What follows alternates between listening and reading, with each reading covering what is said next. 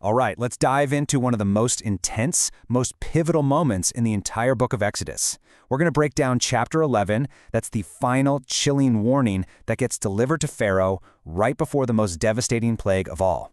And believe me, this is way more than just a threat. It's a prophecy of absolute, terrifying finality. Everything has been building to this moment, and it's all captured in this one single ominous line. I mean, can you just imagine being in the room when Moses says this? The time is set, the action is declared, the prophecy is sealed. This is it. This is the point of no return. So how do we even get to this breaking point? Well, you've got to remember, 9 plagues have already hit Egypt. We're talking rivers of blood, swarms of locusts, a darkness so thick you could feel it, and yet Pharaoh's heart is still hard. So the text tells us, God announces to Moses, "Yet will I bring one plague more." This one, though, this one's going to be different. This one will be decisive. Now pay close attention to the specific language here, because it's so important. After this plague, Pharaoh won't just reluctantly let the Israelites go. The text says he will thrust you out hence altogether. That's a total 180-degree reversal. He's not just going to permit their exit, he'll be desperate to physically force them out of his country. The entire power dynamic is about to completely flip on its head. And here it is. This is our source for today's explainer. A look at the text itself. Every single detail we're talking about comes straight from these verses in the King James Version. Seeing it like this, it really grounds us in the actual story we're exploring. So before Moses delivers this final ultimatum, a couple of really crucial things happen behind the scenes. The story kind of pauses for a second to detail some important preparations, and it all centers on 2 things: the Israelites' wealth and Moses' reputation. First off, the Israelites are told to go ask their Egyptian neighbors for silver and gold. And the text says God gave them favor in the sight of the Egyptians, so it actually works. At the very same time, Moses' own status has just skyrocketed. He's no longer just some troublemaker from out of town. He's now seen as very great in the land. And he's respected by Pharaoh's own court and the regular people alike. Okay, so the Israelites are now basically set up for their departure. And that means the final, irreversible step can be taken. The stage is set for the climax of this chapter. Moses' fiery, face-to-face confrontation with Pharaoh, where he delivers the prophecy right to the king's face.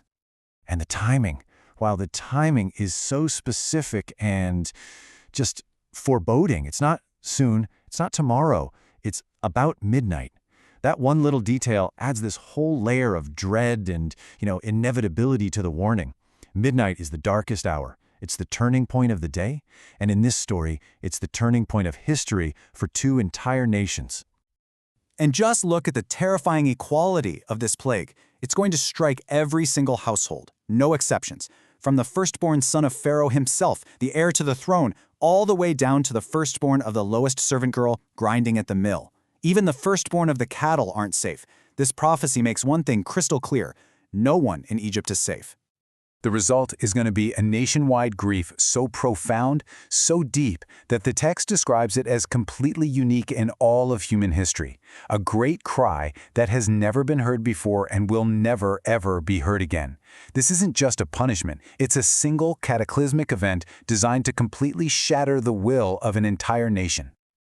But, for me, the most powerful part of this whole prophecy isn't just the destruction. It's the contrast. The text makes it incredibly clear that while Egypt is plunged into absolute chaos and mourning, the Israelites, they're going to be completely and totally untouched. The difference is just so stark. On one side, you have this great cry of unimaginable pain, and on the other, a silence so absolute that not a dog move his tongue. What a poetic image, right? It just screams of perfect peace and divine protection. And the reason for it is spelled out for us, so that everyone will know that the Lord doth put a difference between the Egyptians and Israel. And then Moses delivers the final personal blow. He looks at Pharaoh and tells him that his own officials, the very servants standing in his court right now, are going to come and bow down, literally begging Moses and his people to please just leave. After laying all this out, the text says Moses just turns around and leaves Pharaoh's presence in a great anger. So after all that, you have to be asking, why doesn't Pharaoh just give in? The warning is as clear as day. The stakes could not possibly be higher. And it's a question that gets into these huge ideas about free will versus some kind of divine plan. But what's so interesting is that the text gives its own direct and pretty fascinating explanation for his defiance. Yeah, according to this chapter, Pharaoh's refusal is actually expected. He's not supposed to listen. And the reason given is that his defiance is actually serving a greater purpose, so that God's wonders may be multiplied in the land of Egypt. In a way, his own stubbornness becomes the very stage where this final, climactic act of power is going to be displayed. And that's what we're left with, this final thought. On one hand, Exodus 11 feels like a warning, right? A final chance for Pharaoh to change his mind. But at the exact same time, it tells us he is destined to refuse.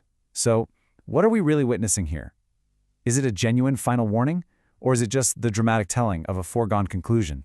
It's that very tension that sits at the heart of this incredibly powerful and pivotal chapter.